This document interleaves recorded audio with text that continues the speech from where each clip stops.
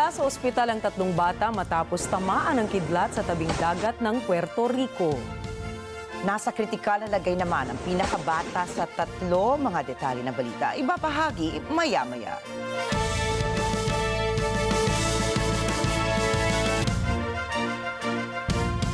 Magandang gabi. Ako po si Ricky Matay. At ako naman si Nina Richie Elagaw Flores. Ito ang mata ng Agila International. At para sa mga headlines ngayong Miyerkules ng gabi. Karagdagang deal sa pagitan ng Pilipinas at Brunei Darussalam pirmado na ni Pangulong Ferdinand Marcos Jr. Pagtaas ng karaniwang kita ng mga Pilipino, posible sa taong 2030 ayon po yan sa Department of Finance. Ukraine President Volodymyr Zelensky hinikayat ang US na dumalo sa Peace Summit sa Switzerland. China ibinida ang robot dogs at ang AI drone sa joint military drills kasama ang Cambodia. At Stranger Things stars ikinasal na.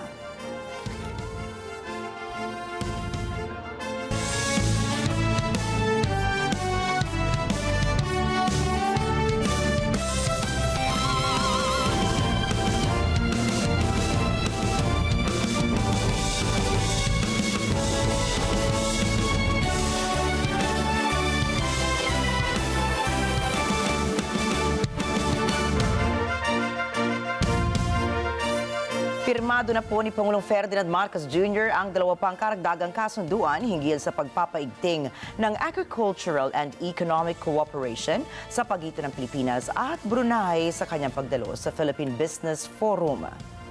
Ito ay sa pagsalubong sa ika-4 na dekada ng pagkakatatag ng diplomatic relations ng Pilipinas at ng Brunei. This year marks 4 decades of diplomatic relations between the Philippines and Brunei Darussalam, a testament to our enduring partnership. We reaffirm today our unwavering commitment to regional economic integration on multiple fronts. Unang naselyuhan sa naging pagtitipon ng Memorandum of Understanding para sa partnership sa agriculture and MSMEs development sa pagitan ng ASEAN o Association of Southeast Asian Nations Business Advisory Council at ang Bruneian ASEAN Business Advisory Council Philippines. Sa ilalim ng MOU na ito, mas pinalawig pa ang kooperasyon sa pagitan ng dalawang bansa. Sumunod naman na napirmahan ang MOU sa pagitan ng National Chamber of Commerce and Industry ng Brunei Darussalam at ng Philippine Chamber of Commerce and Industry o PCCI. Layo nito na palakasin ang economic cooperation ng Pilipinas at ng Brunei sa pamamagitan ng kalakal at investment, gayon din ang paglungsad ng mekanismo ukol dito. Hinimok din ng Pangulo na ikonsidera ng mga business leaders ng Brunei ang Pilipinas bilang isang prime investment country. So I enjoin the business leaders of Brunei to seriously consider the Philippines as your prime investment destination. Ayon sa Pangulong, 1.26 trillion pesos na halaga ng investment mula sa Brunei ay nakapagawa ng nasa 49,030 na trabaho para sa mga Pilipino noong 2023. Sinabi din ng Pangulo na sinisikap ng gobyerno na paigtingin ang pagpasok ng investment sa bansa para makapagbigay ito ng employment opportunities sa mga Pilipino.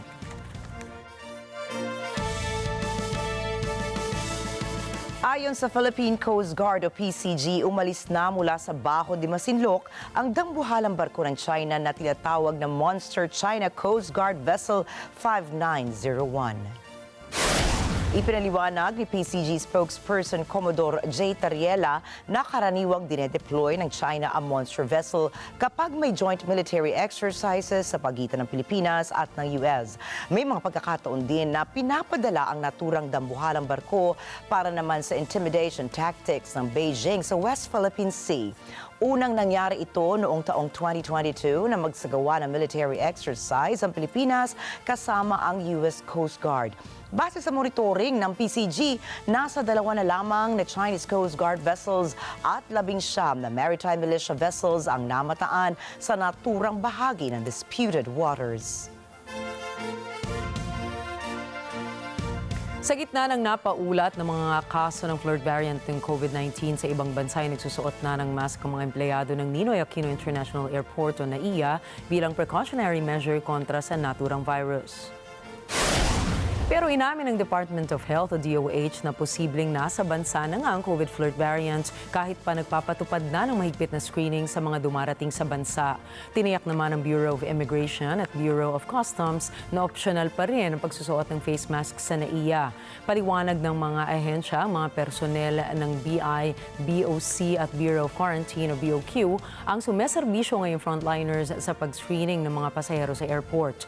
Gamit ang mga thermal scanner, mas pinaigting ng BOQ ang monitoring sa mga pasahero, lalo na mula sa mga bansang may napaulat na kaso ng bagong COVID variant. Kung kaya ay pinag-utos ng Manila International Airport Authority General Manager Eric Ines ang maging o maiging pag-disinfect ng housekeeping services providers sa mga lahat ng mehoras ng paliparan. Gayun din pinaalalahanan ng food concessionaires na mag-disinfect ng kanilang mga lugar para maiwasan ang pagkalat ng COVID virus.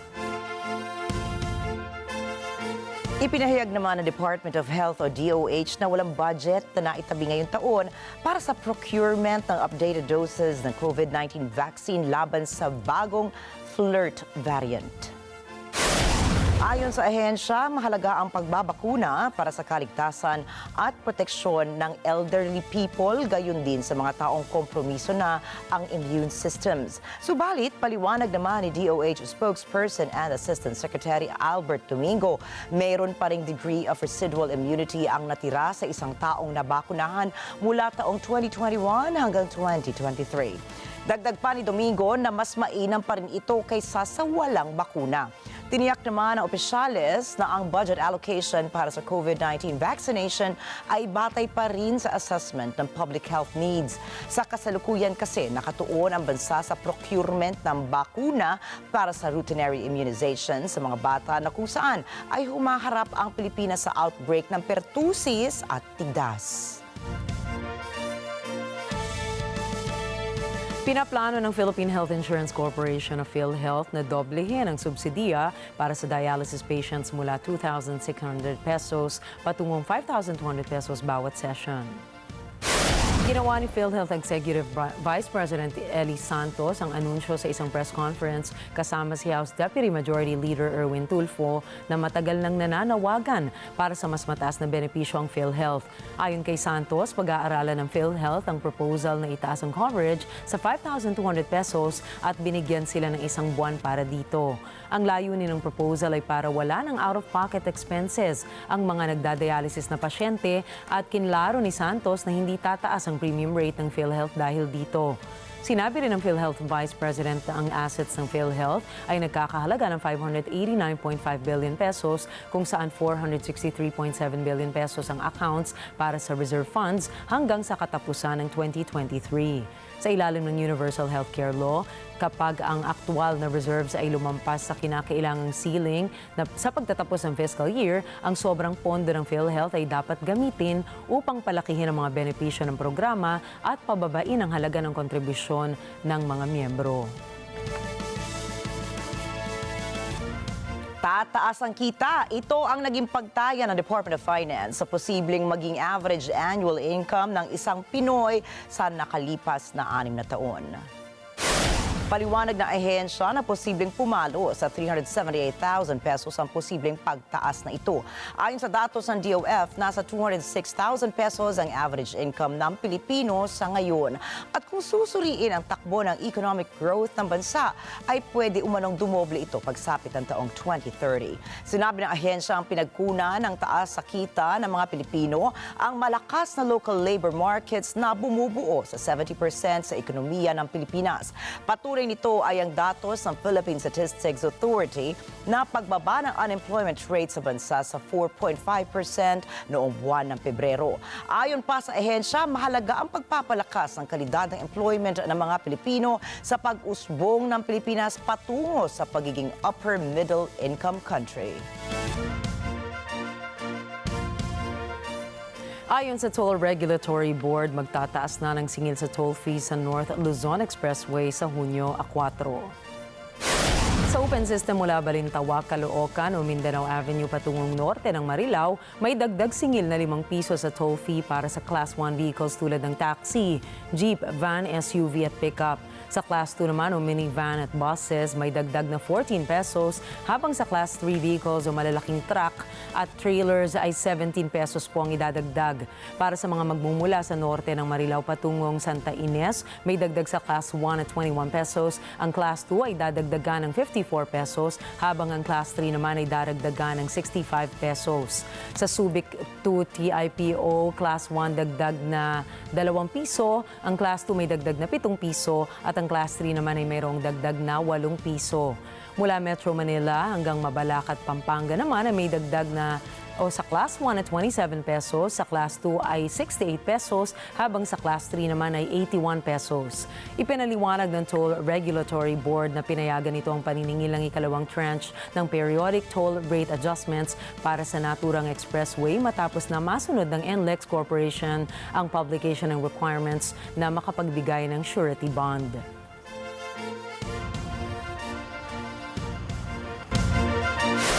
Susunod, South Korea kinondena ang spy satellite launch ng North Korea. Biden inanyayahan ni Zelensky na dumalo sa Peace Summit. And hush money trial verdict ni Donald Trump inaabangan ng buong Estados Unidos. Mga detalye ng mga balita sa pagbabalik na Mata ng Agila International.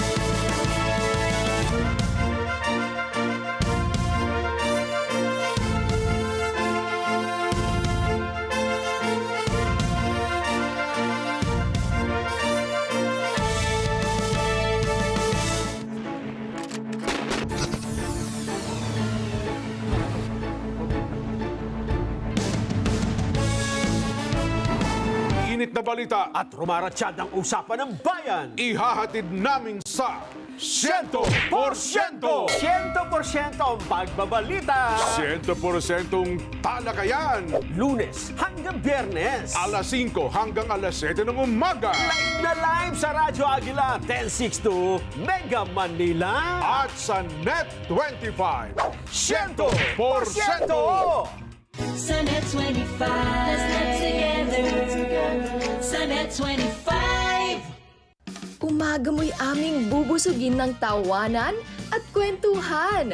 Usapang pag-ibig iyong matututunan. Try to enjoy your own company.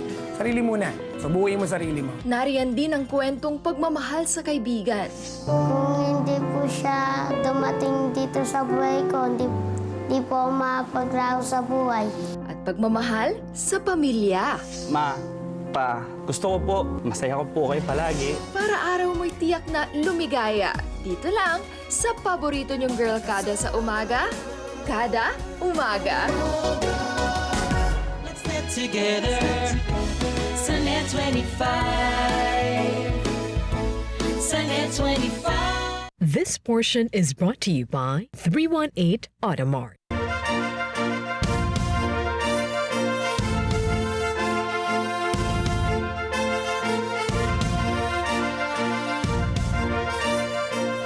Sa Papua New Guinea, umaahon pa rin ang isang bayan doon na dumaan sa trahedya kamakailan dulot ng landslide. Habang sinusubukang hukayin ng ilang pang mga nawawalang kaanak at kapitbahay na nabaon sa putik, naantala naman ang pagdating ng emergency aid dahil sa mga daang hindi magamit. Narito ang detalye mula kay Lorraine Quinola. Ang bayan ng Kaukala, Maip, Mulitaka, probinsya ng Enga, Papua New Guinea ay dumanas ng isang matinding hagupit ng landslide. Dangdang tao ang nabaon ng buhay nang ito'y naganap alas 3 ng madaling araw. Nakadagdag sa hirap ng sitwasyon ang dimadaan ng Porgera Highway upang maghatid ng relief goods at ng iba pang basic necessities. Ang Prime Minister ng bansa, James Marape, ay nagpahayag ng kanyang pakikiramay sa mga pamilya ng namatayan. Pinatungo na rin niya ang PNG Defense Force at mga opisyales ng Department of Works upang tumulong sa sitwasyon. Nakipag-ugnayan na rin siya sa provincial at district office ng ENGA upang agad na matulungan ang mga nasalanta. Inilahad din niya ang agarang pangpinansyal na pagtulong sa probinsyang ito. On this note, I want to express on behalf of this Parliament, on behalf of the national government, and the rest of our people throughout the length and breadth of our country, from the autonomous region of Bougainville and to all the 21 provinces, our profound sympathy to the governor of Enga province, Grand Chief Sir Pide Varas, the leaders of Enga province, the people of Enga province, for their kids, men and kids, women that perished in this landslide. Ang lokal na pamahalaan ng ENGA at ng National Disaster Center ay inilikas ang iba pang mga nasalanta sa ibang probinsya upang sila ay agad na maipagamot at malunasan ang kanilang mga sakit. Sa kasalukuyan, ang rescue team ng Papua New Guinea ay tuloy pa rin sa paghahanap ng mga nawawalang katawan ng mga villagers at ng kanilang mga kapamilya at mga kamag-anak. Lauren Hortaleza para sa mata ng Agila International. Trusted, connected, on point. Mariing kinundina ng South Korea ang nabigong spy satellite launch ng Pyongyang. Cherry Recolizado para sa balita. Ayon sa South Korea, ang nabigong paglulunsad ng spy satellite ng North Korea ay isang mapanuksong aksyon na nagbanta sa regional stability. Sinabi naman ng North Korea noong Lunes ng gabi na ang raketa na nagdadala ng kanilang maligyong 1-1 reconnaissance satellite ay sumabog ilang minuto matapos ilunsad ito dahil sa pinaniniwalaang problema sa makina.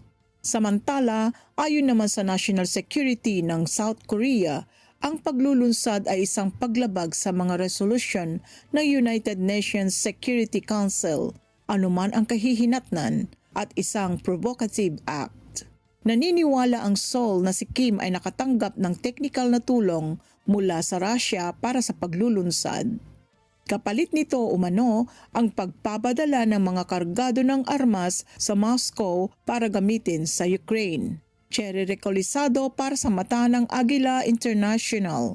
Trusted, connected, on point. Sa kabila ng sunod-sunod na malawakang protesta, ipinasa pa rin ng mga mambabatas sa Taiwan ang isang kontrobersyal na panukalang batas. Ayon sa mga nagpoprotesta, ang panukalang batas ay naglalaman umano ng mga reforma na pabor sa China. 就是这件事情其实变成了一个长期的抗战，就是它并不是一个结束，那我们并不会因为这件事而失去了我们的信心跟斗志这样子。担忧当然是一定会担忧的，因为如果有实际看过这部法案的内容的话，就会知道这部法案的内容其实就是对于立法院无限的扩权，以及对人民或是其实我最主要担忧，我会觉得台湾会渐渐走向香港化。那我觉得这个法案其实就是一个开始。 Isa sa sinasabing pro-China bills ay ang pagbibigay ng kapangyarihan sa mga mambabatas na hilingin sa militar, pribadong kumpanya o individual na ibunyag ang impormasyon ay tinuturing na relevant ng mga nasa parliament. Maaaring parusahan ng sino mang hindi makiisa sa pag-uulat sa mga mambabatas. May kapangyarihan din ang mga mambabatas na atasan ng Pangulo ng Taiwan na magbigay ng regular report sa parliament at sagutin ang mga katanungan nila. Sinabi ng gabinete ng Taiwan ang kontrobersyal na panukalang batas ay maaaring makalabag sa konstitusyon, partikular na sa separation of power ng executive at legislative departments. Nahaharap naman sa kasong royal insult ang dating punong ministro ng Thailand na si Thaksin Shinawatra.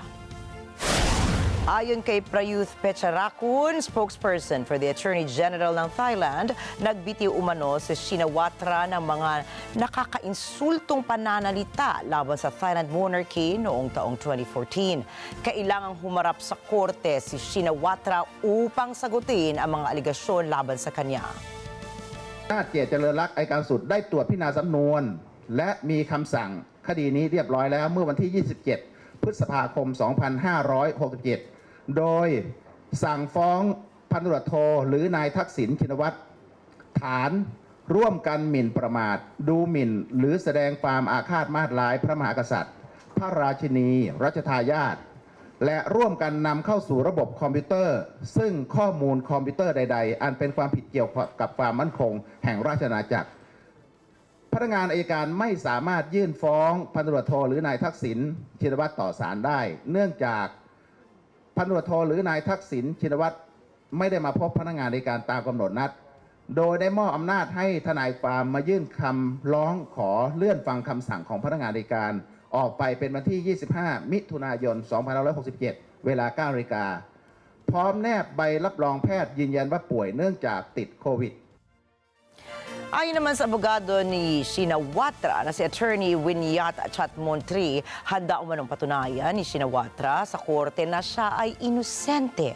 Ang Thailand po ay isa sa mga bansang may pinakamahigpit na royal defamation laws. Ang sinumang lalabag dito ay maaaring makulong ng 15 years. Nagbitaw ng salita si Russian President Vladimir Putin na nais ng Estados Unidos ang global conflict. Ayon kay Putin, ang walang tigil na escalation ay mauuwi sa seryosong kahihinatnan. Si Chantel Santos para sa report. Sa kanyang pagbisita sa Uzbekistan, ipinagtanggol ni Russian President Vladimir Putin ang opensiba nito sa rehiyon ng Kharkiv sa Ukraine. Ayon kay Putin, ito ay tugon lamang sa pag-atake ng Ukraine sa teritoryo ng Russia. Все сейчас идет вокруг событий на подступах к Харькову. Так это же они спровоцировали эти события на этом направлении. Я же полгода, по-моему, назад публично сказал, если они дальше будут наносить удары по жилым кварталам, мы вынуждены будем тогда создавать зоны безопасности. И вот совсем недавно я так и сказал. Мы к этому и перешли. Dagdag pa ni Putin, ang patuloy na eskalasyon ay maaring mauwi sa matinding kahihinatnan.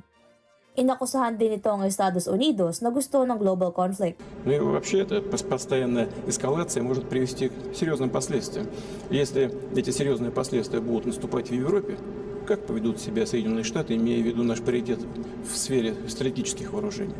Трудно сказать. Они хотят глобального конфликта. Мне кажется, они хотели договариваться в сфере стратегических вооружений. Но что-то мы не видим большого желания это делать. Tungkol naman sa Afghanistan, sinabi ni Putin na ang Taliban na ang namumuno rito at iyan ang realidad.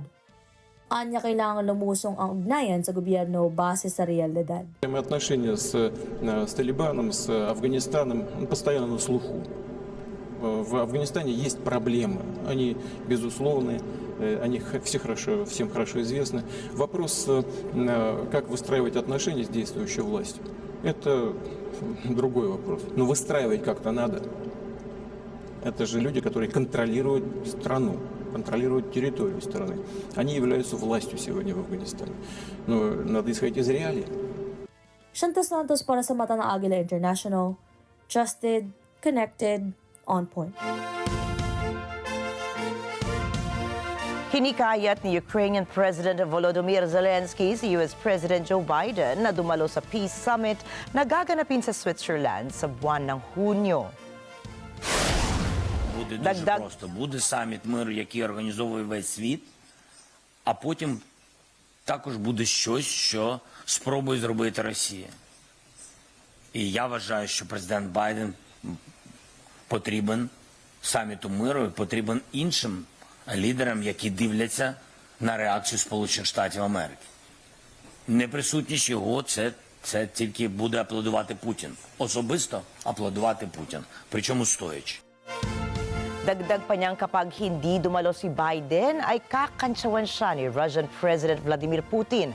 Una nang ipinahayag ng White House at ni Vice President Kamala Harris na hindi sila makadadalo sa nasabing summit. Subalit, ayon sa kampo ng Estados Unidos, ay magpapadala naman ito ng delegasyon sa nasabing okasyon. Ang US ay isa sa mga mahihigpit na kaalyado ng Ukraine. Ilang milyon na rin ang naibigay na military aid ng US para malabanan ng Ukraine ang Russia. Subalit, iginiit ng US na tutol pa rin sila sa paggamit ng kanilang armas sa giyera laban sa Russia. no change to our policy at this point. We don't encourage or enable the use of U.S.-supplied weapons to strike inside Russia. Ayon sa Swiss government naman, nasa 70 mula sa 160 na imbitadong bansa ang kumpirmadong makakapunta upang mapag-usapan ang mga daang pwedeng tahakin ng Ukraine upang mapanatili ang kapayapaan na naayon sa international laws at sa UN Charter. Ang nasabing summit na gaganapin sa mamahaling Bergenstock Hotel ay hiniling mismo ni Zelensky mula kay Swiss President Alain Berset dahil ang nasabing bansa ay neutral. Hindi inaasahang dadalo ang Russia. Ayon naman sa panayam ng Kremlin, wala din naman silang intensyong dumalo dahil sa mga parusang ipinataw ng Switzerland sa kanilang bansa. Kasama rin ang China, India, and Brazil sa mga bansang hindi umano sisipot sa nasabing peace summit. I'm appealing to the leaders of the world who are still aside of the global efforts of the Global Peace Summit. To President Biden, the leader of the United States, and to President Xi, the leader of China. We do not want the UN Charter to be burned down just like these books. And I hope you don't want to either. Please show your leadership in advancing the peace, real peace, not just a pause between the strikes. The efforts of global majority are the best guarantee that all commitments will be fulfilled. Please support the Peace Summit with your personal leadership and participation.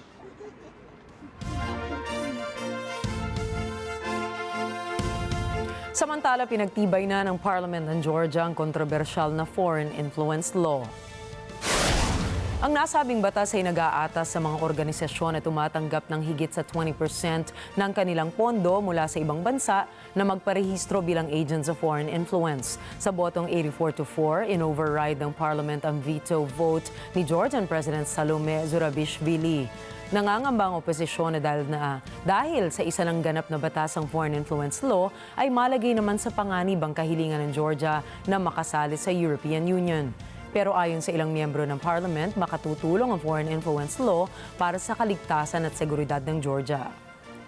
Ეჭირება თავდაპირველ ვერსიას, რომელიც პარლამენტმა საიმოსვენით უკვე მიიღო, უცხოური გავლენის გამჭვირვალობის შესახებ კანონს გთხოვთ ჩართოთ კენჭისყრის რეჟიმი. ყურადღება მიმდინარეობს კენჭისყრა.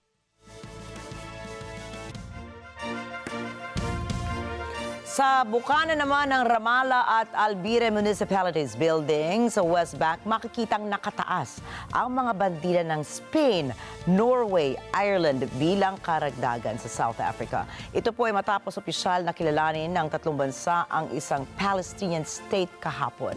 Ang detalye ng balita mula kay Anjo Milano.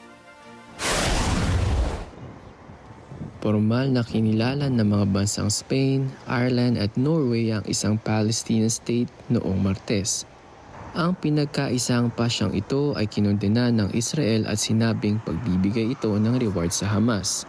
Naniniwala ang tatlong bansang ito ng Europa na ang kanilang inisyatibo ay may malakas na simbolismo na maaring makaakit sa ibang bansa na gawin na rin ang katulad ng pagkilala. Ayon kay Ireland Prime Minister Simon Harris, layon ng aksyong ito na mapanatili ang pag-asa ng kapayapaan sa Middle East. Mungkahi rin ito sa Israel na tapusin na ang human catastrophe sa Gaza. Samantala, tinawag ni Norway Foreign Minister Espen Barth Eide ang hakbang na ito na natatanging araw sa pagitan ng Norway at Palestine. Dagdag naman ni Spanish Foreign Minister Jose Manuel Alvarez na handa ang Spain na bumahagi sa daang pangkapayapaan. Ani Spanish Prime Minister Pedro Sanchez, ang pagkilalang ito sa isang Palestinian state ay kailangan para sa kapayapaan. Anya, hindi ito laban kanino man, lalo na sa Israel. Ito anya ang natatanging solusyon para magkasundo na ang dalawang bayan. Hayagang tinututulan ng Spain ang Hamas na hindi sang-ayon sa two-state solution. Anjo Milano para sa mata ng Agila International. Trusted, connected, on point. Nagbabala ang isang opisyal ng World Health Organization na WHO ng opensiba ng Israel sa Rafah ay nagdudulot ng napakasamang epekto sa kalusugan ng mga taga roon. At kung ito ay magpapatuloy, lalong tataasaan niya ang bilang ng mga mamamatay sa lungsod na ito ng Gaza. Si Ashley Sakmar para sa mga detalye. Simula nang itinuloy ng Israel ang paglusob nito sa Rafah noong Mayo, gumuhuna ang access sa healthcare ng mga taong nasa pinakakatimugang bahagi ng Gaza. Ito ay ayon sa kinatawan ng UN sa mga teritoryo ng Palestine na si Rick Peppercorn. Binigyan diin ni Peppercorn ang 1 milyong kataong lumikas simula ng pag-atake. Anya 2 sa 3 ospital sa lungsod ay hindi na gumagana. Nagsara na ang pinakamahalagang ospital sa Rafah, Al-Najjar. Sineserbisyohan nito ang may 700 pasyente na dinadialysis. Nagsara na rin ang Kuwaiti Hospital. Samantala ang Emirati Maternity at Pediatric Hospital ay hindi na halos mapakinabangan, hindi na rin ito tumatanggap ng bagong pasyente. Babala ni Peppercorn kung hindi titigil ang pag-atake, mawawala na rin ang ospital na ito. Ito ay nangangahulugang aasa ang 1.9 million na mga residente ng Rafah sa mga ospital sa baybayin. If the incursion would continue, we would lose the last hospital in Rafah. We will not be able to refer patients to the European Gaza hospital because that is beyond the so-called siege line, etc. So then the whole health sector, 1.9 people, they are dependent on a string of field hospitals along the coast, of which only a few are proper field hospitals. The rest, I think, is primary healthcare. Dagdag pa ni Peppercorn kung magkakaroon ng ganap na paglusob, magkakatotoo ang babala nito na darami pa ang mga mamamatay sa Rafah. But I want to stress, so if there would be a full incursion, if it would be continuing, this contingency plan is like a band-aid. It will not prevent what we expect substantial additional mortality and morbidity. So yes, it already has an impact, and when it would continue, it will have a detrimental impact. There is a humanitarian crisis, you get an additional humanitarian crisis on top. Ngunit umaasa pa rin si Peppercorn na hindi ito mangyayari at magigising na ang lahat ng bangungot na ito. You know, I would really hope and expect that this is not going to happen. I mean, I don't say that currently I'm an optimist. I don't want to mention that, but I expect that will not happen. I mean that we all come to our senses and that this nightmare will stop. That we have a ceasefire. Ashley Sakmar para sa Mata ng Agila International. Trusted, connected, on point. Inatras ng Venezuela ang imbitasyon nito sa European Union o EU para obserbahan ang magaganap na presidential election ngayong Hulyo. Se ratifica la decisión soberana del Consejo Nacional Electoral de revocar y dejar sin efecto la invitación que se extendió a la Unión Europea para que participara a través de una misión de veeduría electoral en las elecciones del cargo de presidente de la República Bolivariana de Venezuela. Maalala natin na noong Marso ay inanyayahan ng Caracas ang EU na magpadala ng observer team para sa kanilang presidential election na gaganapin sa July 28. Kasama din dito ang United Nations, ang Carter Center ng US, BRICS at ang African Union. Ayon kay National Electoral Council Head Elvis Amoroso, ay magiging immoral para sa kanilang bansa na imbitahan ng EU na obserbahan ang kanilang eleksyon matapos ang panghihimasok nito sa kanilang gobyerno buhat ng pagpataw ng patong-patong na parusa sa kanilang bansa. Nanawagan naman siya ng total lifting ng asset freeze at pagtanggal ng travel restrictions na binaba ng EU sa 50 government officials nito. Bilang sagot naman ay niluwagan ng Europa ang travel restrictions para kay Amoroso at 3 niyang kasamahan para hikayatin ang kanilang bansa na magsagawa ng isang free and fair election. Por lo que informamos al pueblo de Venezuela que hemos cruzado invitación para que participen como observadores electorales siempre que cumplan con los requisitos y la normativa constitucional y legal establecida a los siguientes organismos. Comunidad de Estados Latinoamericanos y Caribeños, CELAC, los BRICS, Comunidad del Caribe, CARICOM, Unión Interamericana de Organismos Electorales, UNIORES, Panel de Expertos de las Naciones Unidas, Unión Africana, Unión Europea, Centro Carter, entre otros invitados.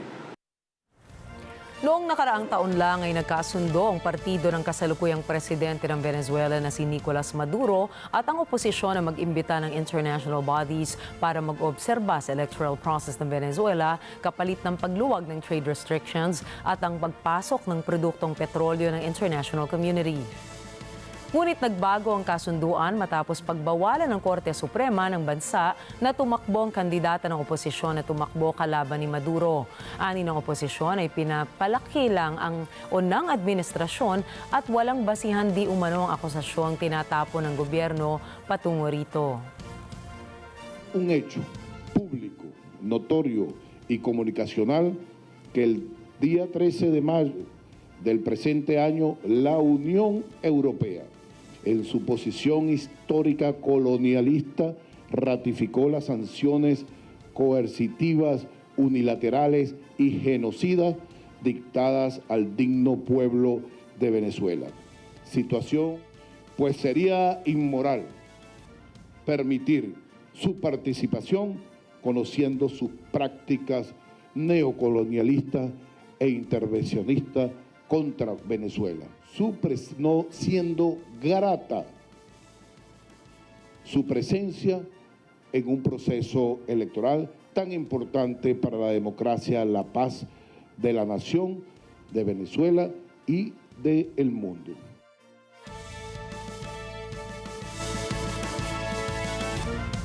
Nagsimula na ang closing arguments para sa hush money trial ni Donald Trump. Umaasa ang White House na magiging kauna-unahang criminally convicted na dating presidente si Trump. May Fanway Zaragoza para sa report. Ilang buwan bago pumili ng Pangulo ang Estados Unidos, nakaabang ang buong bansa sa kalalabasan ng hush money trial ni Donald Trump. Si Trump ay tumatakbong muli bilang presidente. At sa paglalahad noong Martes ng closing arguments ukol sa kaso, nagpahayag ang dating presidente na ang araw na ito ay madilim para sa Amerika. New York Post, everybody says this is crazy, this is not a trial that should happen. It's a very sad day. This is a dark day in America. We have a rigged court case that should have never been brought. And it should have been brought in another jurisdiction. As you know, we asked for that, and the judge never allows us anything. Sa labas ng Manhattan courtroom, sinabi ni Trump na ang korte madaya.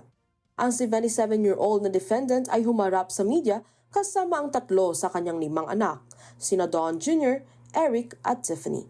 Pahayag ng depensa na inosente si Trump. Wala anyang intensyon na manloko ito ni nakipagsabwatan ito para impluwensyahan ng eleksyon noong 2016.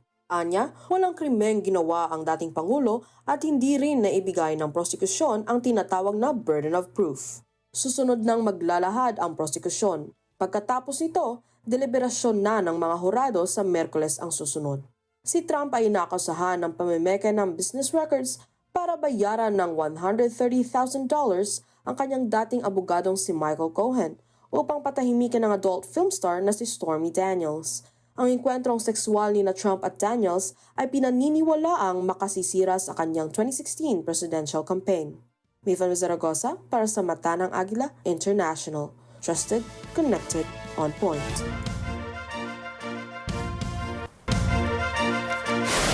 Susunod, 3 bata tinamaan ng kidlat sa Puerto Rico. Sintensya sa HR killer kinatigan ng French court. At China at Cambodia gumamit ng mga robot sa military drills. Iba pang detalye ng mga balita sa pagbabalik ng mata ng Agila International.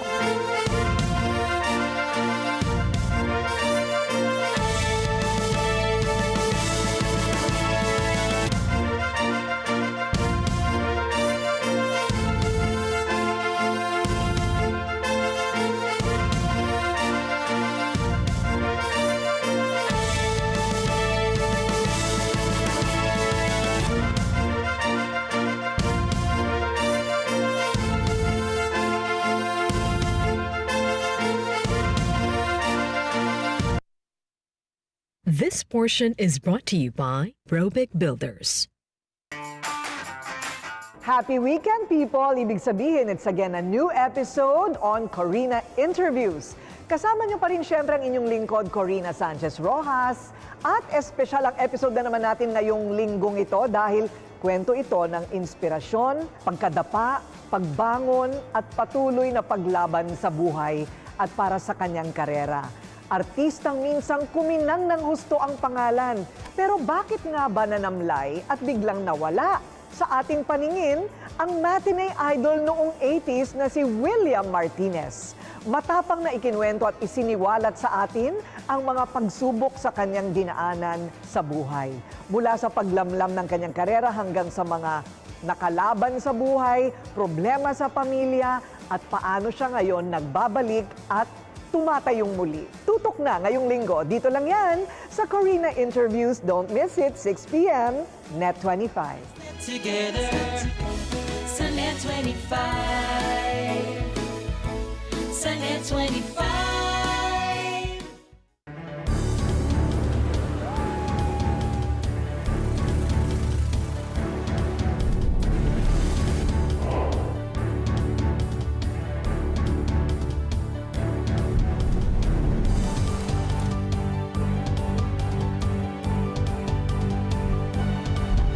Open for business with Cesar Vallejos.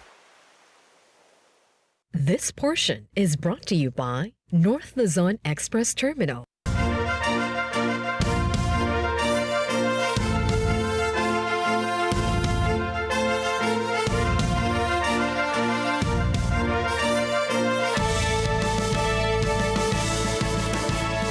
Ka bang sumakay sa eroplano kung may pangamba ka o may kakilala ka may takot sa airplane rides? Ang tawag po rito ay aviophobia o aerophobia. Ang pangamba sa pagsakay sa eroplano ay maaaring isang namana mula sa pagkabata o maaari itong lumitaw mula sa pagtanda bilang resulta ng iba't ibang mga kadahilanan at karanasan. Subalit ngayon po, kahit yung mga wala namang phobia noon, ay nagkakaroon na ng pangamba sa paglipad dahil sa napapadalas na mga balita ng turbulence mula sa iba't ibang panig ng mundo na nauwi minsan sa trahedya at pagkamatay. Talakayin natin ngayon ang mga pangyayari sa likod ng magkasunod na turbulence flights nitong mga nakalipas na araw. Kamakailan lamang ay pumutok ang balita sa Singapore Airlines na may biyahe mula London patungong Singapore matapos itong makaranas ng matinding turbulence. Ayon sa datos ng Flight Radar 24 ay makikita ang mabilis at biglaang pagtaas at pagbaba ng eroplano sa loob lamang ng 1 minuto. Naabot rin ito ang taas na higit sa 400 feet, mas mataas kumpara sa original nitong altitude bago tuluyang bumagsak pabalik sa 37,000 feet. Ayon sa Singapore Changi Airport ay nasa mahigit sa 211 passengers at 18 crew ang sakay ng Singapore Airlines SQ321. Nakapagtala ang insidente ng 74 na sugatan habang isa naman ang namatay. Kinilala ang namatay na si Jeff Chitchen, isang British man na nasa edad na 73. Sa ibinigay naman na impormasyon ng Srinakiran Hospital ng Thailand ay nasa kritikal na kondisyon ang 6 sa mga sugatan habang patuloy naman na nagpapagaling ang iba sa mga biktima. Dagdag pa nila ang ilan sa mga ito ay mga dayuhang mula sa Malaysia, the United Kingdom, New Zealand, Spain, the United States at Ireland. Kabilang sa mga biktima ng turbulence sa Singapore ang 5 Pilipino na nagtamo ng neck fracture and back injuries. Batay naman sa ulat ng Department of Migrant Workers ay sumailalim na ang kababayan na may neck fracture sa isang surgery noong May 23. Samantala, isa na namang insidente ng turbulence ang naiulat nitong May 26 sa Qatar Airways. Ayon sa Dublin Airport operator ay nakaranas ng hindi inaasahang turbulence ang flight QR017 ilang minuto matapos nitong maglanding. Sugatan naman ang 12 pasaherong sakay nito sa may biyaheng Doha patungong Dublin. Matatandaang nitong nakaraang taon lamang ng January 24 ay 6 naman sa mga pasahero ng Gen AV Cessna 206 plane ang natagpuang patay sa Isabela matapos nitong hindi makarating sa Maconacon Airport. Bukod po dito, noong February 18 ay 4 na katao naman ang namatay na bumagsak ang Cessna RPC 340 kung saan 2 sa mga ito ay Australians. Sa ilang ulit na binanggit, ang salitang turbulence ay marahil napapaisip ang marami sa inyo kung ano nga ba ang ibig sabihin nito. Ayon sa US National Weather Service, ito ay isang phenomenon na nagsisimula sa biglaang pag-iiba ng galaw ng hangin sa himpapawid na siyang nagiging dahilan sa mabilis na pagtaas at pagbaba ng eroplano. Ipinaliwanag naman ng propesor na mula sa University of Reading, United Kingdom na si Paul D. Williams ang matinding panganib na dulot ng clear air turbulence sa isang aircraft. Anya ay hindi ito nakikita sa radar o satellite kung kaya't mahirap alamin kung nagkakaroon ng turbulence. Habang ang mid-air turbulence naman ay tumutukoy sa pagbabago ng klima at galaw ng hangin. Bukod dito ay lumabas rin sa kanyang pag-aaral na ang pabago-bagong klima ng panahon ay nakakaapekto sa pagpapalakas ng wind shear. Ayon sa National Aeronautics and Space Administration, bahagyang tumaas sa 1.1 degrees Celsius ang global temperature at patuloy na tumataas sa paglipas ng panahon. Sa inilabas na datos ng Turbulence Forecast for Your Flight o TURBLY ay tinatayang nasa 150,000 na flights ang nakakaranas pala ng turbulence. Kasama po rito ang mga ruta na nasa Southeast China, Western Pacific, and Northern India. Ilan sa mga hakbang na ginagawa ng mga piloto para maiwasan ang turbulence ay paggamit ng weather radar display. Subalit ayon sa dating piloto at safety consultant na si Doug Moss ay hindi ito uubra sa clear air turbulence. Dagdag pa niya, tanging mula sa mga babala ng air traffic controllers lamang nila nalalaman kung mayroong insidente ng clear air turbulence sa kanilang pupuntahan. Balot man ng takot at pangamba ay pinapaalalahanan ng mga pasahero na siguraduhing nakasuot ng seatbelt sa oras ng biyahe. Ito po kasi ay makakatulong na makaiwas sa panganib na dala ng turbulence at iba pang hindi inaasahang pangyayari. At bagamat kaliwat kanan ang mga balita ng turbulence, ayon sa mga pananaliksik, ang paglalakbay sa himpapawid ay may pinakamaliit na panganib sa pagkamatay.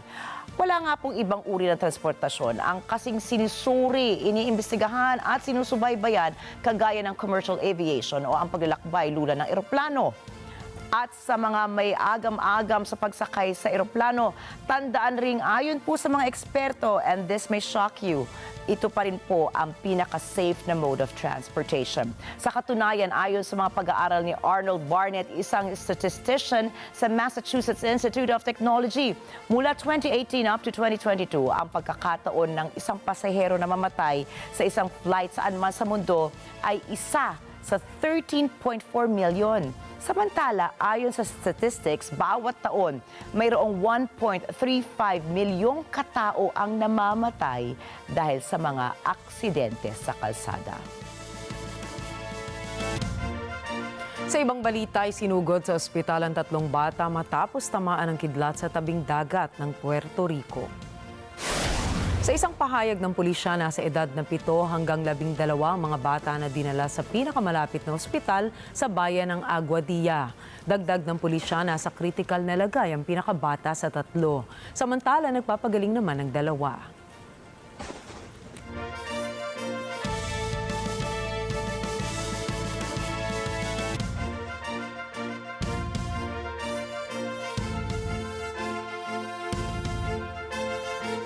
Samantala, isang French prosecutor ang humihiling sa appeals court na pagtibayin ang habang-buhay na sentensya sa isang lalaking pumatay sa 3 babaeng sinisisi niya sa pagkasira ng kanyang karera. Narito ang report ni Marjorie Quintos. Noong taong 2021, isang unemployed French engineer na si Gabriel Fortin ang pumatay ng 2 direktor ng Human Resources at isang empleyado ng job center. Ayon kay Fortin, tinangkarin niyang patayin ang isang company executive matapos ng sunod-sunod na dismissals sa kumpanya. Taong 2023, binansagan si Fortin na HR killer at nang taon ding iyon, siya ay pinatawan ng habang-buhay na sentensya. Samantala, hiniling ni Public Prosecutor Bernard Simier sa hukuman na pagtibayin ang habang-buhay na sentensya kay Fortin. Dahil anya ito sa lubusang kawalan ng empatiya ni Fortin sa kanyang mga biktima at sa kategorikal na pagtanggi nito na maghanap ng anumang uri ng treatment. Sabi ni Simier na si Fortin ay sumailalim sa 2 pagsusuri sa psychiatric. Ang pinakabago ay nagpapakita na ang kanyang kakayahang humatol ay may diferensya sa panahon ng kanyang pag-atake. Marjorie Quintos para sa mata ng Agila International. Trusted, connected, on point. C'est ça mon appréciation.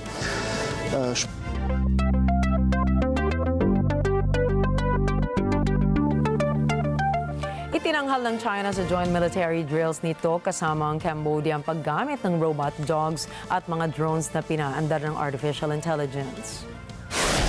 Ayon sa ulat ng Chinese state-run television na China Central Television o CCTV, isinagawa ang military drills mula pa noong May 16. Dagdag ng CCTV, kaya ng remote-controlled robot dog na maglakad, lumundag, humiga at ang magpadala ng real-time reconnaissance footage. Kung titimbangin ay nasa 50 kilos ang bigat nito at kayang magdala ng rifle sa likod at paputikin ito. Samantala, ibinida rin ng China ang AI-equipped drones nito sa naturang exercises. Ayon sa mga eksperto, pinaniniwalaan na pinakikita ng China ang hakbang nito sa pagpapalakas ng kakayahang militar nito gamit ang cutting-edge technologies.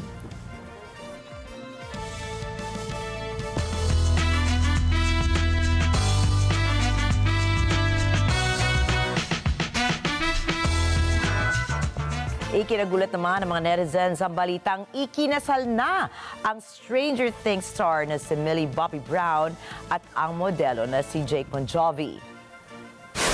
Ayon sa mag-asawang John Bon Jovi at Dorothea Bon Jovi, ay isang simpleng kasal ang ginanap nitong nakaraang linggo kung saan masayang nagpalitan ng wedding vows si Millie at ang kanilang anak na si Jake. Dagdag pa nila ay tanging mga pinakamalalapit na kamag-anak at kaibigan ng dalawa ang dumalo sa nasabing pagtitipon. Bukod po dito ay una nang inanunsyo ni Brown noong April 11 ang kanilang engagement matapos niyang i-post ang black and white na larawan nila magkasintahan. Samantala, ilang beses namang magkasamang pumunta ang dalawa sa mga red carpet events na kagaya ng 2022 BAFTA Film Awards at Season 4 premiere ng Netflix series ni Brown.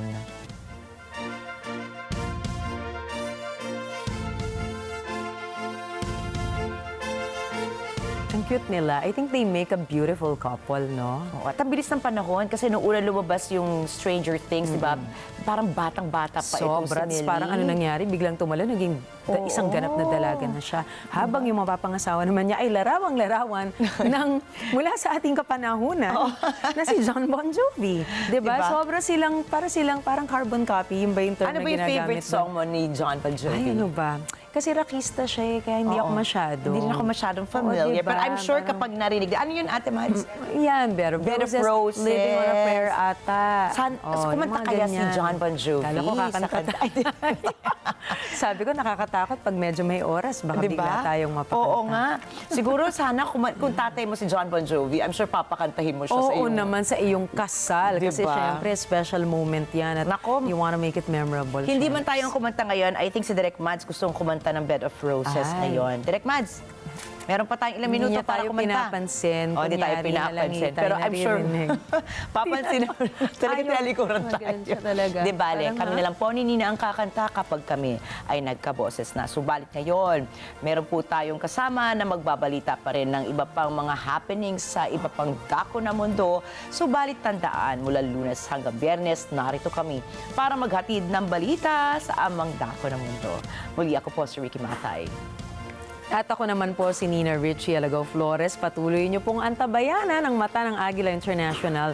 At para naman sa balitang nangyayari sa iba't ibang panig ng mundo, punta naman tayo kay Alma Angeles para sa Net 25 World News. Take it away, Alma.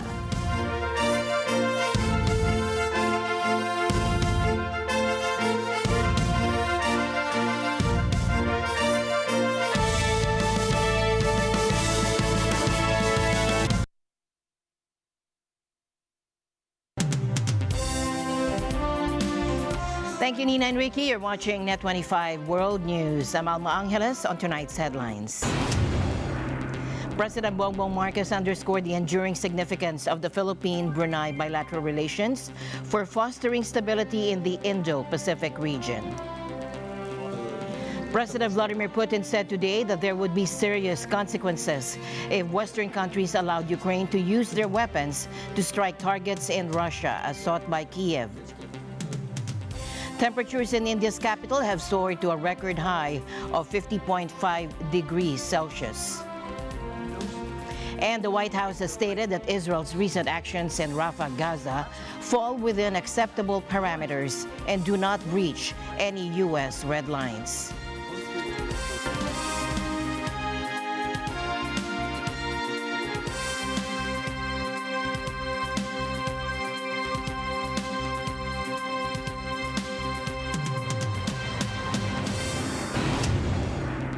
First up in our news, the White House has stated that Israel's recent actions in Rafah, Gaza, fall within acceptable parameters and do not breach any U.S. red lines.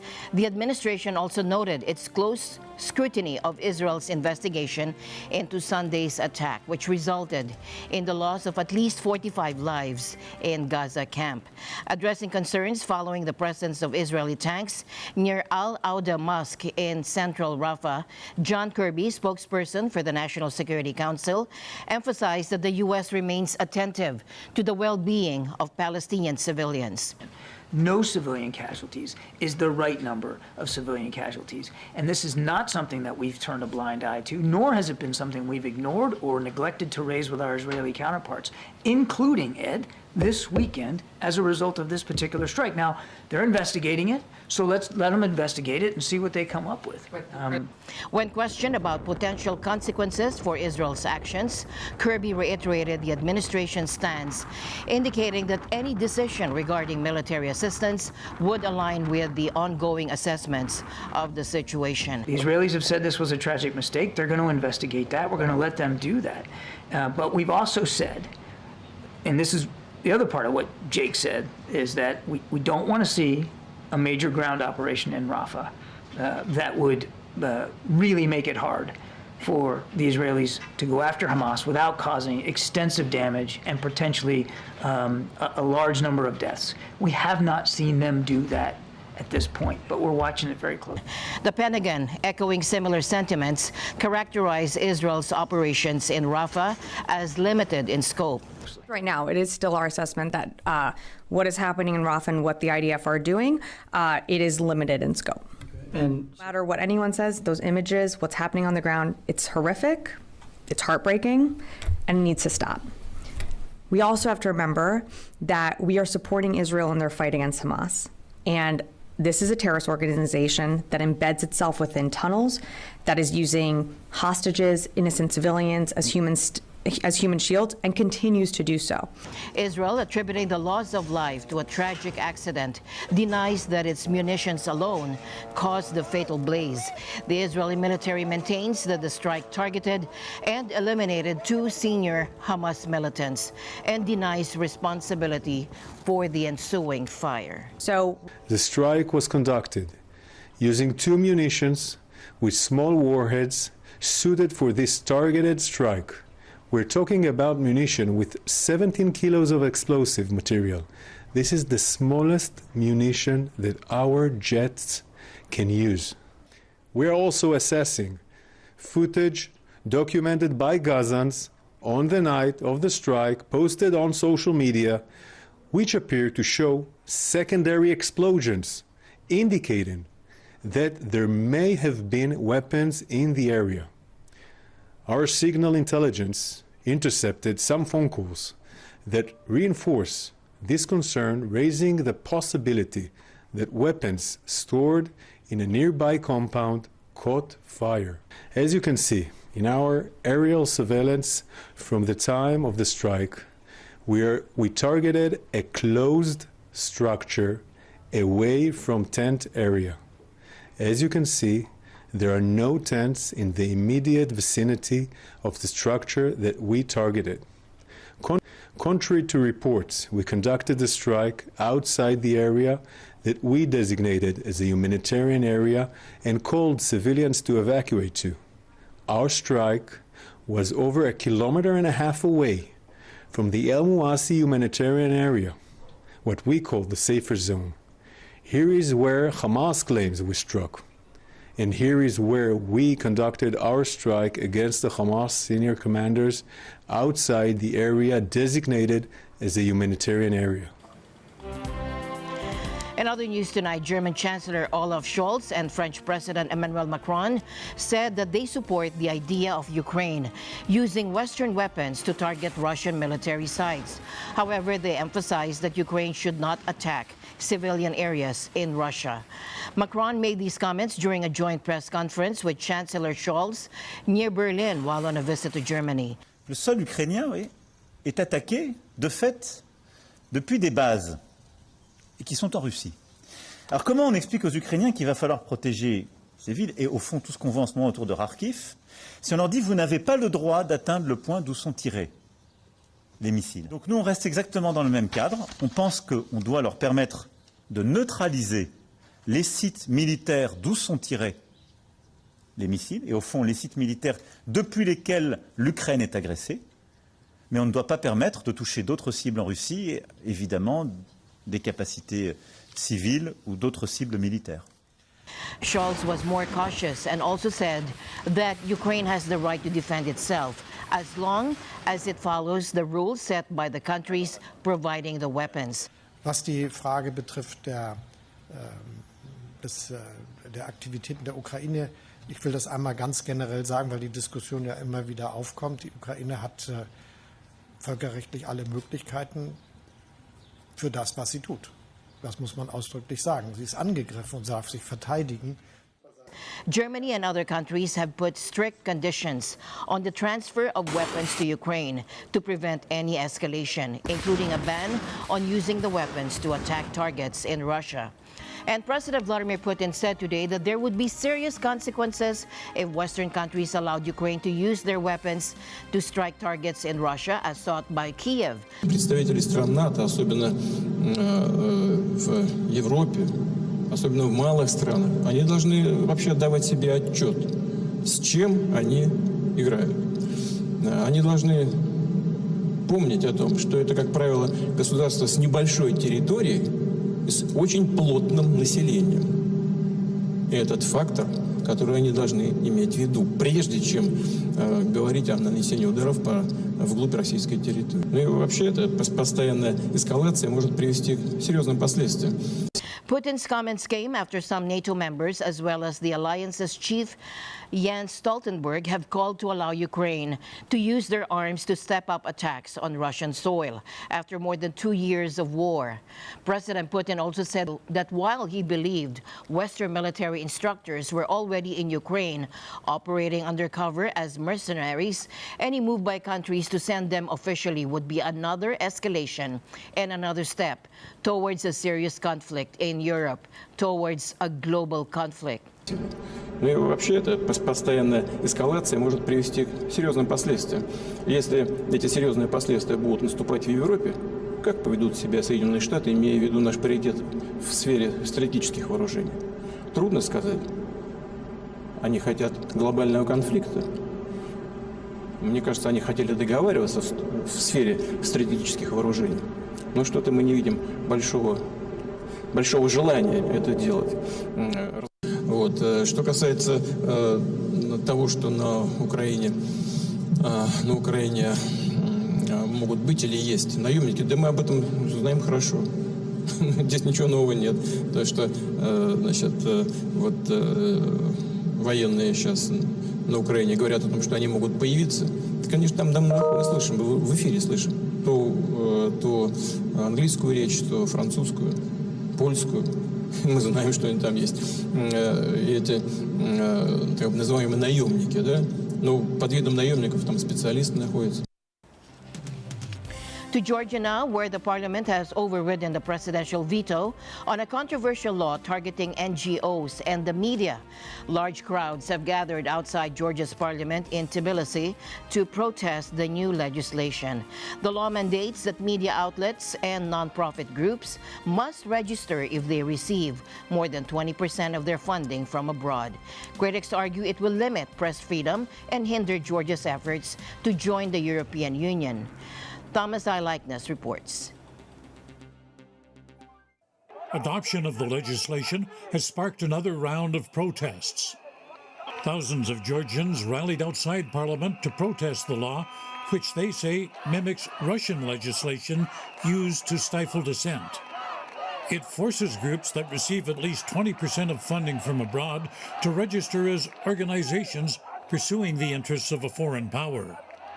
Brussels has warned the measure is incompatible with the former Soviet republic's long-standing bid for EU membership. That view has been echoed by U.S. State Department spokesman Matthew Miller. Miller says the U.S. condemns the move. In passing this law, the ruling Georgian Dream Party moved the country farther away from the European integration path and ignored the Euro-Atlantic aspirations of the Georgian people, who have taken to the streets for weeks to oppose this law.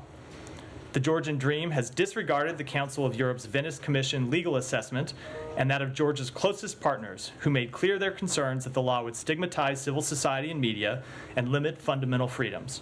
The law could also affect the relationship between the U.S. and Georgia. Miller says Washington provides military and economic assistance to the Georgian Republic in the amount of $390 million annually, and he adds that could change. We are conducting a comprehensive review of the relationship between the United States and Georgia. We provide Georgia $390 million of annual assistance every year for things like military assistance, economic development projects, building institutions, civil society. And we have to reassess all of that if the Georgian government is going to now regard the United States and other Western partners, not as partners anymore, but as adversaries. და ვერც ქართული ხალხის მიერ არჩეულ ხელისუფლებას ვერ დასჭირს ვერავინ. ჩვენ გვაქვს მყარი პოზიციები ყველაფერთან დაკავშირებით, ვემსახურებით ამ საზოგადოების ინტერესებს, ამ ქვეყნის ინტერესებს. For the people of Georgia, their only hope to reverse Parliament's decision is the October elections. The country's president, Salume Zerabishvili, whose veto was overturned, says the work now is to prepare for this fall's vote and elect a new government. Thomas I. Likeness, Net 25 World News. In other news tonight, President Bongbong Marcos underscored the enduring significance of the Philippine-Brunei bilateral relations for fostering stability in the Indo-Pacific region during his state visit today. Speaking at a state banquet hosted by Sultan Hassan al-Bolkiah, the president emphasized the necessity of sustained collaboration between the two nations.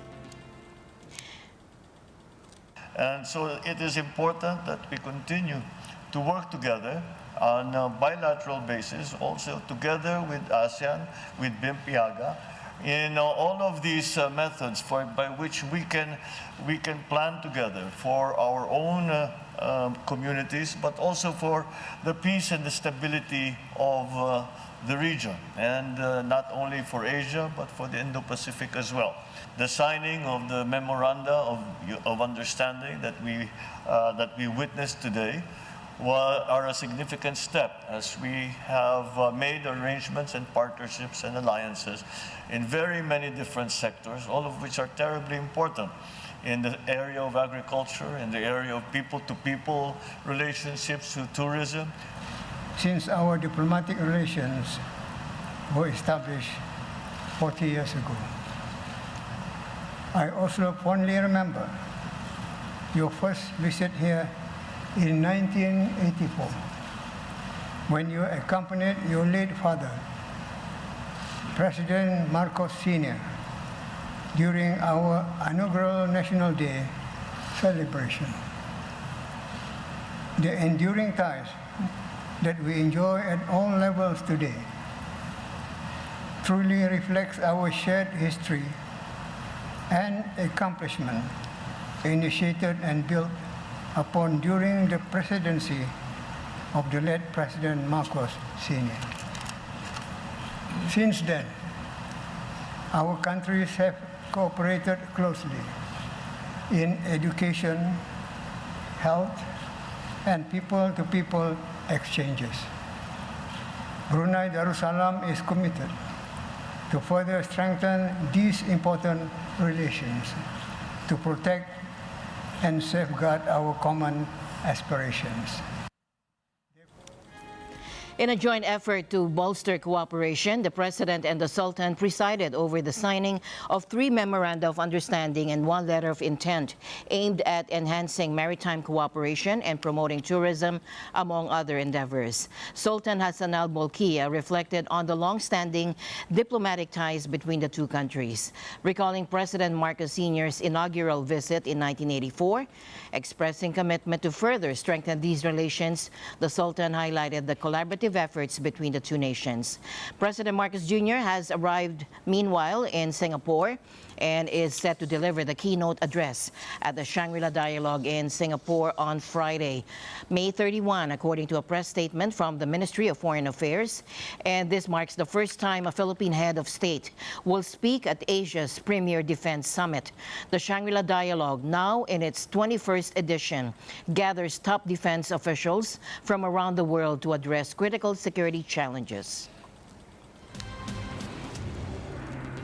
In other news tonight, Taiwan's parliament recently approved a set of new bills amid widespread protests outside the parliament building.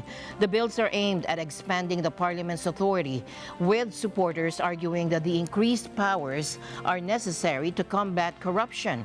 However, critics are concerned that these laws could potentially undermine Taiwan's democracy in the face of Chinese influence. Take a look. The new president of Taiwan, Lai Ching-te, who represents the Democratic Progressive Party, has been advocating for the island's sovereignty. However, the DPP lost its parliamentary majority in the January elections. The bills were put forward by the Kuomintang, Taiwan's largest opposition party, known for its friendlier stance towards Beijing. With the support of the upstart Taiwan People's Party, the bills were passed after several sessions.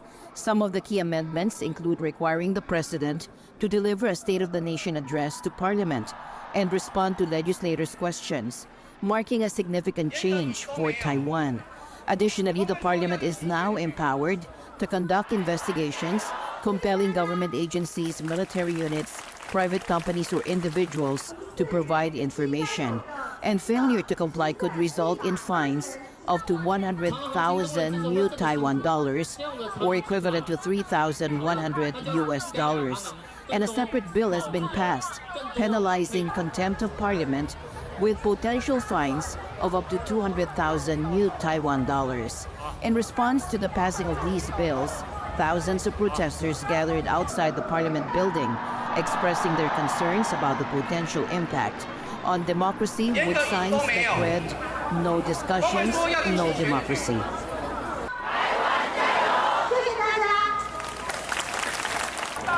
就是这件事情其实变成了一个长期的抗战，就是它并不是一个结束，那我们并不会因为这件事而失去了我们的信心跟斗志这样子。担忧当然是一定会担忧的，因为如果有实际看过这部法案的内容的话，就会知道这部法案的内容其实就是对于立法院无限的扩权，以及对人民或是其实我最主要担忧，我会觉得台湾会渐渐走向香港化。那我觉得这个法案其实就是一个开始。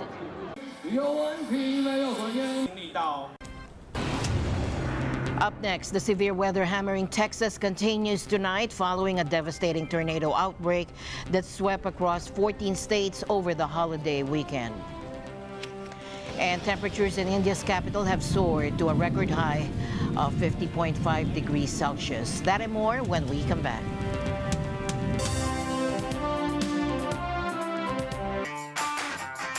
Happy weekend, people! Ibig sabihin, it's again a new episode on Corina Interviews. Kasama niyo pa rin syempre ang inyong lingkod, Corina Sanchez Rojas. At espesyal ang episode na naman natin ngayong linggong ito dahil kwento ito ng inspirasyon, pagkadapa, pagbangon at patuloy na paglaban sa buhay at para sa kanyang karera. Artistang minsang kuminang ng husto ang pangalan. Pero bakit nga ba nanamlay at biglang nawala? Sa ating paningin, ang matinee idol noong 80s na si William Martinez. Matapang na ikinwento at isiniwalat sa atin ang mga pagsubok sa kanyang dinaanan sa buhay. Mula sa paglamlam ng kanyang karera hanggang sa mga nakalaban sa buhay, problema sa pamilya, at paano siya ngayon nagbabalik at tumatayong muli. Tutok na ngayong linggo. Dito lang yan sa Corina Interviews. Don't miss it, 6 p.m. Net 25. Together, Sunnet 25. Sunnet 25.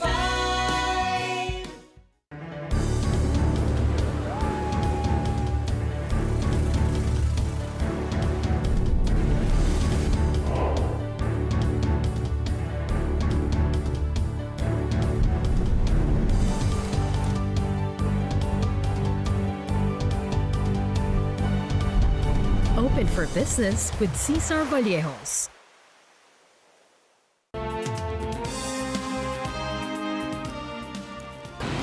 Welcome back. The severe weather hammering Texas continues tonight following a devastating tornado outbreak that swept across 14 states over the holiday weekend.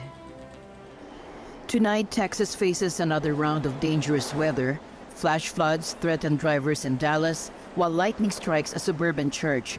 High winds have flipped trucks, damaged buildings, and tragically claimed one life. Hail pounded a Walmart roof, and at DFW Airport, powerful winds appear to have pushed a plane away from its gate. American Airlines reports no injuries and is inspecting the aircraft. Hundreds of flights have been canceled. The storm comes on the heels of a devastating holiday weekend. More than 60 tornadoes ripped through 14 states, including Kentucky, where several communities were hit again. Authorities confirmed 5 fatalities in Kentucky alone, with the national death toll nearing 24. The relentless storms have left more than 1 million Texans powerless, adding to the misery. Oh, it's terrible. It's amazing the destruction and the loss that has been experienced in this tornado.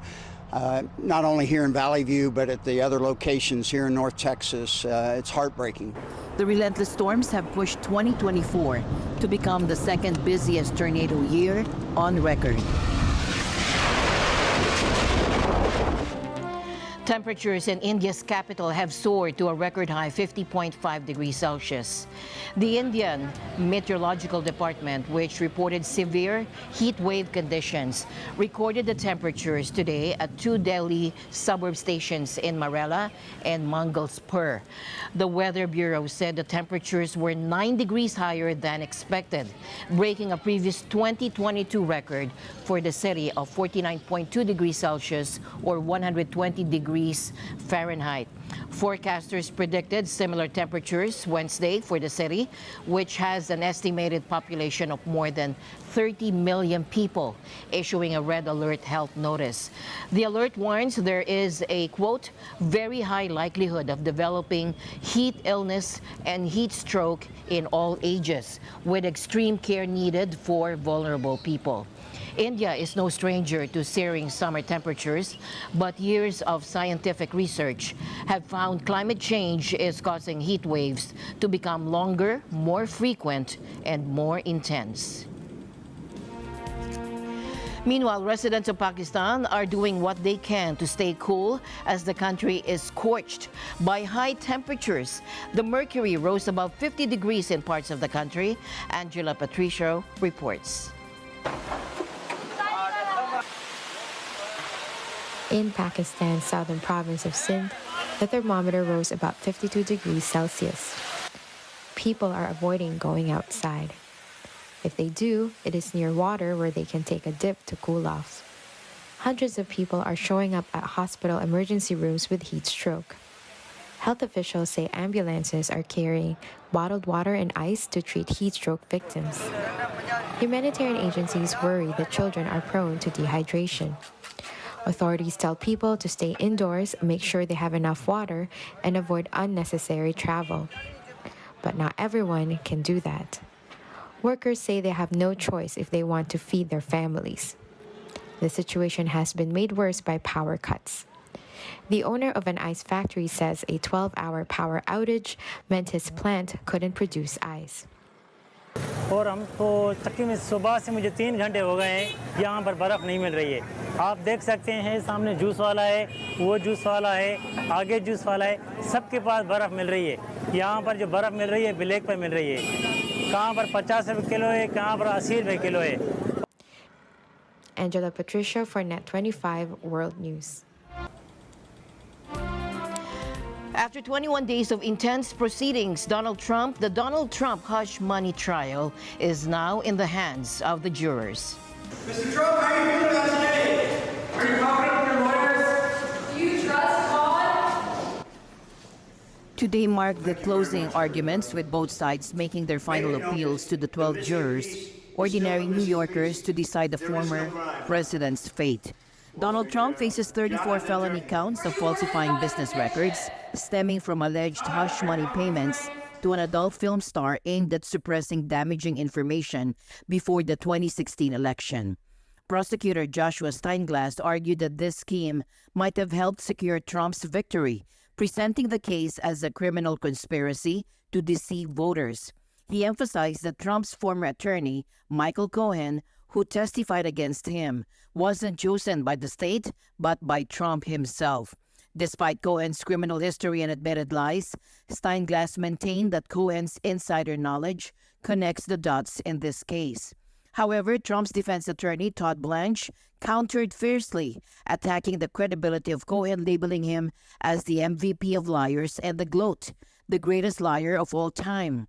Blanche argued that Cohen's testimony is the epitome of reasonable doubt, pointing to inconsistencies such as the infamous 96-second phone call, which, according to records, never involved Trump discussing payments to Stormy Daniels.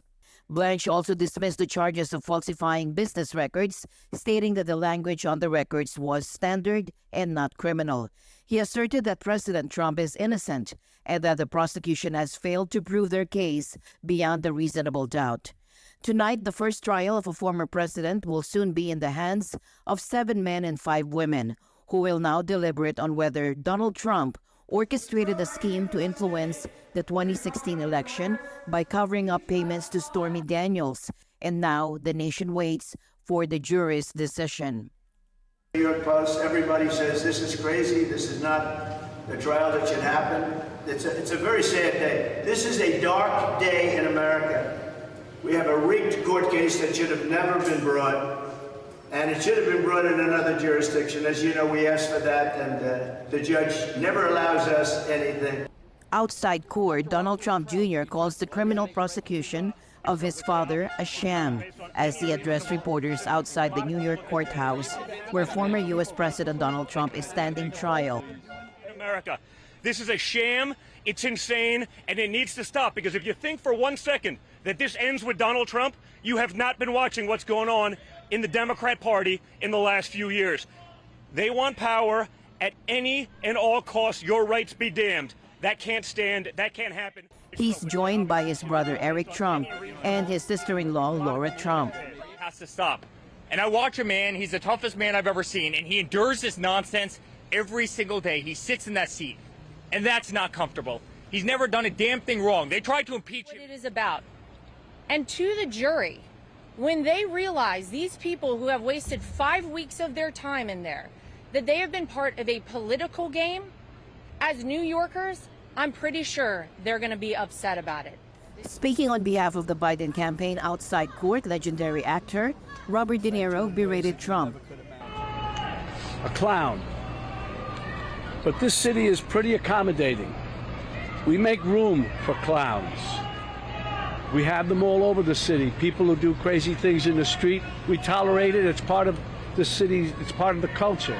But not a person like Trump who will eventually run the country. That does not work, and we all know that. I don't mean to scare you.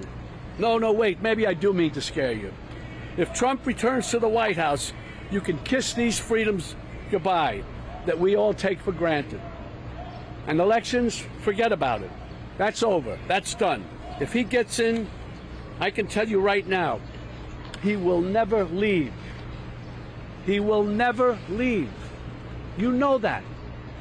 He will never leave.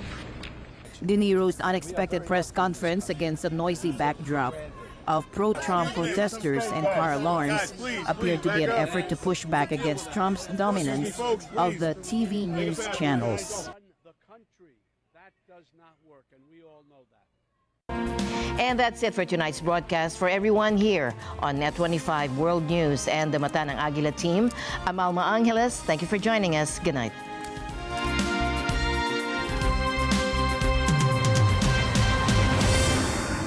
This program